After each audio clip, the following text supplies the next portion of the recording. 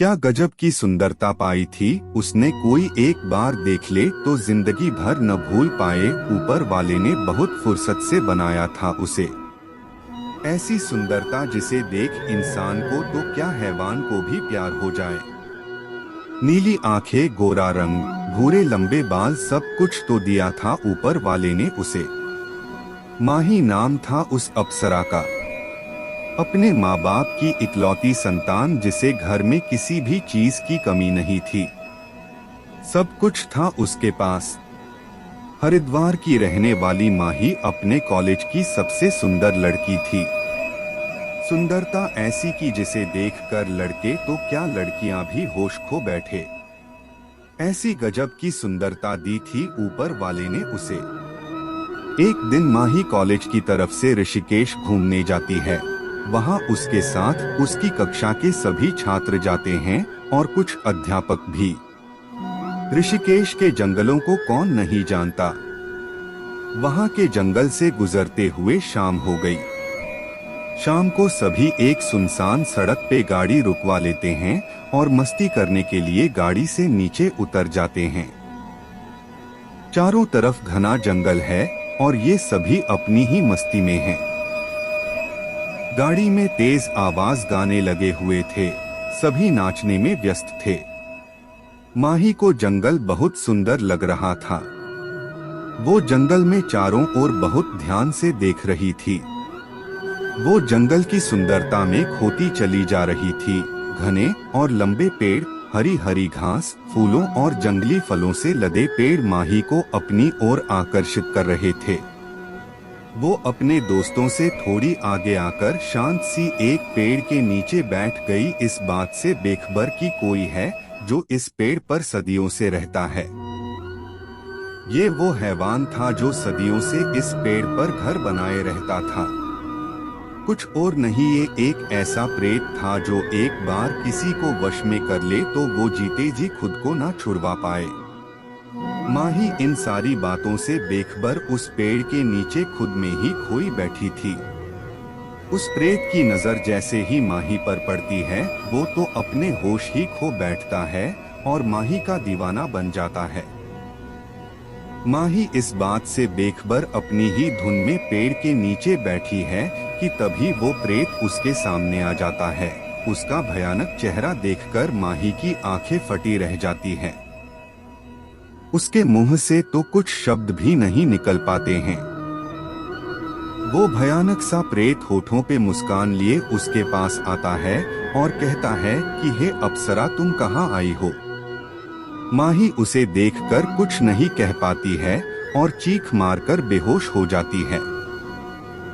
कुछ देर बाद उसकी आंख खुलती है तो देखती है कि वो जंगल में अकेली है। उसके चारों तरफ सिर्फ अंधेरा है।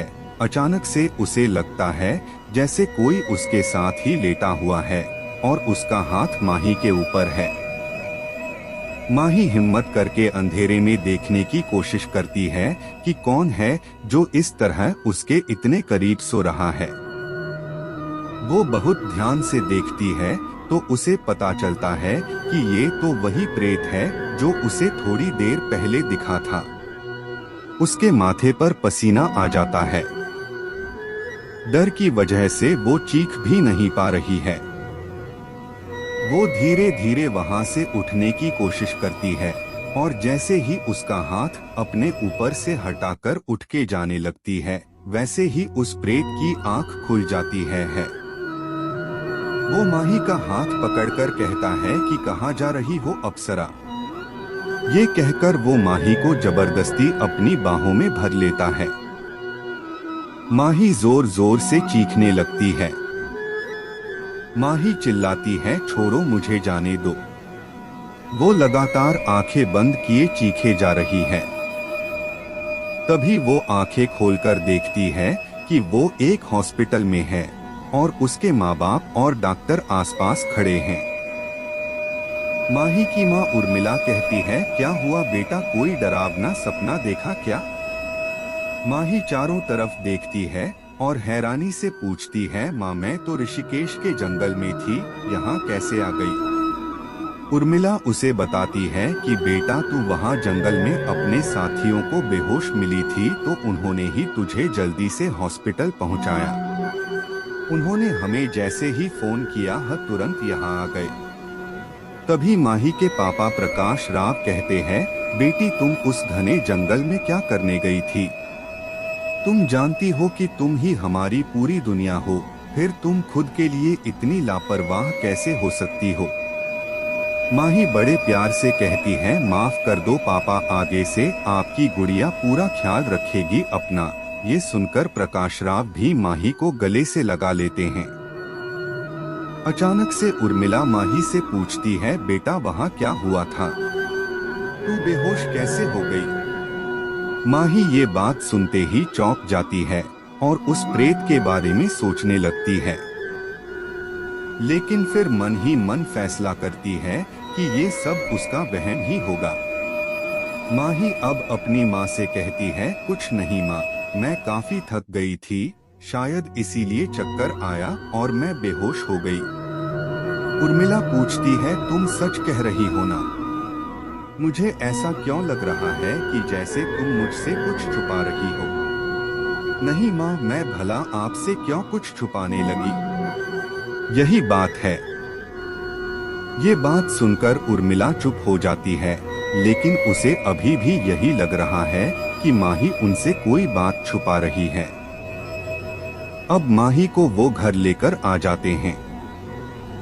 माही को भी घर आकर सुरक्षित महसूस होता है और वो समझती है कि उसके साथ जो भी हुआ वो शायद उसका एक सपना था। माही का घर में पूरा ख्याल रखा जाता है क्योंकि अपने घर की वो एक शहजादी जो थी। इस तरह से 2 दिन बीत जाते हैं और माही भी अब उस घटना को भूलने लगती है। 2 दिनों बाद माही अपने कमरे में है और उसने सफेद रंग के कपड़े पहने हुए हैं। रात के 12 बजे हैं और माही की आंख लग जाती है। तभी उसे लगता है कि वही प्रेत उसके पास आकर उसके साथ ही लेटा हुआ है। वो उसके खुले बाल सुलझा रहा है। माही डर की वजह से आंखें नहीं खोल पा रही है। उसे उस प्रेत की हर हरकत महसूस हो रही है। धीरे धीरे उसका हाथ उसके बालों से उसके गालों तक आता है कि तभी सहम के माही चीख मारती है और वहां से उठकर भागती है। वो सीधे अपने माँ बाप के कमरे का दरवाजा खड़काती है। माँ माँ, पापा दरवाजा खोलो, वो मुझे नहीं छोड़ेगा, दरवाजा खोलो माँ, माही चिल्ला रही है। उसकी चीखें सुनकर माही के माँ बाप जल्दी से दरवाजा खोलते हैं और माही अपनी माँ के गले लग जाती है। माँ के पूछने पर वो जंगल का सारा सच बता देती है और आज रात की भी सारी घटना बताती है। माही की माँ उर्मिला उसे समझाती है कि बेटा ये भी तो हो सकता है कि ये तेरा वहम हो।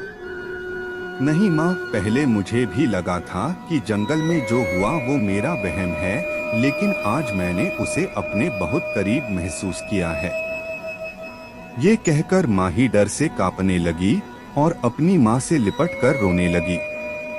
उर्मिला माही को तसल्ली देती है और उसके माथे को चूमती है। फिर माही उर्मिला की गोद में सिर रखकर सो जाती है। इस तरह सुबह हो जाती है। अगले दिन माही सुबह जल्दी उठकर तैयार होती है और कॉलेज चली जाती है।